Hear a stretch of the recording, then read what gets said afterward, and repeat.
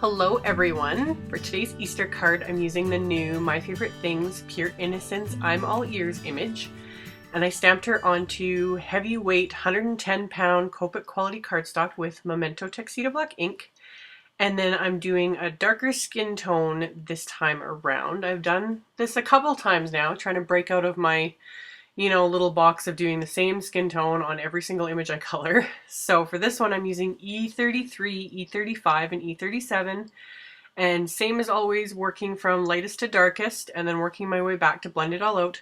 I'm not worried about the parts that are going over the lines because I'm planning on cutting this image out. That's also why I decided to do the 110 pound. People ask why I choose certain weights and like switch back and forth. And it just depends on my mood. And for this one, since I was planning on cutting it out, I wanted a heavier weight so that it's just got a bit more sturdiness to it. So once all the skin is colored, I'm going to go on and color her hair. And I just use E47 and 49. And really quick and simple. And then for her little dress, I'm using BV00 and BV11. And I almost added a third color to give it a little more depth, but you'll see when I'm done coloring the image, I decide to use my colorless blender, and it's kind of nice to use that or do that technique with not as much blending, like not as saturated of cardstock, I guess is what I'm trying to say. So I just used the two colors for the dress and quickly blended it, and then used the same colors on the ears. And then for the inside of the ears, I just used R20 and R22. Really, really simple. And then for her little hair bow and her cute little shoes, I'm using BG 53 and 57. And this whole color combo for not only the image but the card itself is the latest color challenge from MFT. And I'll have the link to that in my blog post at the end. And then finally I had to, of course, color her little carrot. So I just used YG05 and 07, and then or YR04 and 09 for the carrot, and then for the green part it was YG05 and 07. And then I took my colorless blender and decided to give her a little polka dot dress. So this is where it helps to not have oversaturated cardstock, because the blender pushes the ink away so you get these fun little light colored dots. So I just went over them a second time just to give them that little extra something. And then finally, after I cut my image out, you can see all the little white edges all along the cardstock. Now this isn't a huge deal, but if you want to make it look a little more finished, you just take a black marker, and right here I'm just using the Tim Holtz Distress marker in Black Soot. A more permanent style marker would probably be better, but I like this one because it's so black and it's just convenient because I have it sitting right beside me. But I just hold my image and I use the very side of the marker and just lightly go along all these edges of the cardstock. And you can just see how it completely finishes it off. It covers up all those little white bits that are peeking out from just trimming out the image. Even if you trim perfectly along the lines, you're still going to have, especially with heavyweight cardstock, you are still going to have that little bit of white peeking out. And it kind of looks unfinished, and it just makes a really big difference if you quickly go over the edges with a black marker. It just finishes it off and makes it look so much better. And you can just see the difference as the little bit of white disappears. It just looks done. So it's something when I only do this when I cut out right along the lines like this. Obviously, if I leave a border or anything like that, I don't bother coloring it in like this. But it's really quick and simple. And I just make sure not to get it all over my fingers and like smear on my image. That's a whole other thing. But once I was done all that, I can just set that aside and make sure the ink dries really well along all those edges. And then I'm using the new wood plank background, which I'm absolutely obsessed with. And I inked it up with grapesicle ink and then just stamped it on to a piece of grapesicle cardstock. And this whole layout is another sketch challenge from MFT. I had decided to do a 2-for-1. So I'm doing a color challenge and a layout challenge for one card. And I lined up, this is the largest die from the new Blueprints 13 set, and you'll see in a minute why I die cut the purple piece as well.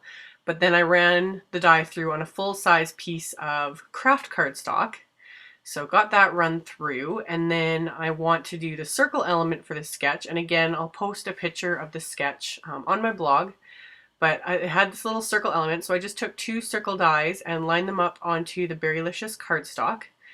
and it worked out just perfectly. You can tape them down if you want to make sure the dies don't shift, but with this they just didn't, so I lucked out.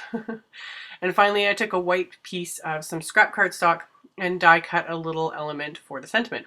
So now you can see that large die I used, it cuts that stitched edge as well, and that's why I wanted to use it, because I'm obsessed with this die. I just love, it just gives it that extra something with zero effort on my part, because the die cuts and does the stitched edge all at once. So as an extra, I decided to run the little piece of green cardstock through with my tall grassy edge die, but this time I used the embossing mat. This is also from MFT, and my multi-purpose platform, so I have it set for what you'd use for an embossing folder, and ran that through. So rather than cutting, it just embossed the grassy edge into the cardstock, which tons of people do this all the time. I have to admit, I've never done this before. I've known how to do it, I have everything to do it, and I've just never bothered to do it. So today I decided to emboss that little grassy edge, and it turned out perfectly, and it just gave it that, again, extra something without a whole lot of effort. I'm all about that right now. So finally got everything adhered for the card, and then I'm just inking up the sentiment from that same little Pure Innocence I'm All Ears set, and I'm just stamping it onto the little die cut flag.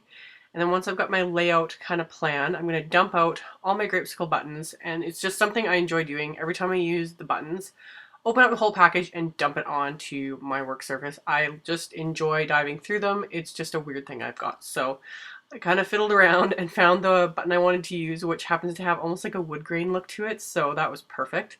And then I threaded through some of the MFT hemp cord and tied it in a bow. And then get my sentiment adhered, and then to attach this little button and bow, I'm using some red line dots that I get from Jody, and super strong adhesive, especially with a button with something tied behind it, so you know it's all popped up like that. This is the best adhesive, so use that. And then for my little main image, I popped her all up on dimensionals. That's why I wanted the heavyweight cardstock, and got those all in place, peeled off the back, and then popped her onto my little card front, and I think she's so adorable. So got that done, and then searched around for my card base, because if you guys could see the rest of my desk, when I create, it's a disaster. Like, people have complained about the angle of my videos and different things like that. There's a reason why I'm like that, or used to be. I'm getting better now, kind of filming straight down, but if you could see the rest of my desk, I just create like a crazy person and don't worry about cleaning it up until I'm done. So I create in chaos because I only have a certain amount of time to do it. So once I was done with that, I flipped open my card, and just on the inside I stamped the little girly again with the grapesicle ink, and then I'll stamp another sentiment with the black ink, and that's that. Just keeping it really simple but tying it all together. So really cute. And of course I couldn't leave it completely plain, I guess you could say, on the front. I just grabbed some of my little diamond stickles and added just a bit of bling here and there in her little outfit, and then decided to add a little bit to that blue circle element as well, just to give it a little extra something. So really fun. And as always, I will post a link below this video to my blog post, like directly to that, and in the blog post I'll have all the links and info for the different challenges I did, and all the links to the supplies I used. And yeah, I will see you guys in the next video. Thank you so much for watching. Bye!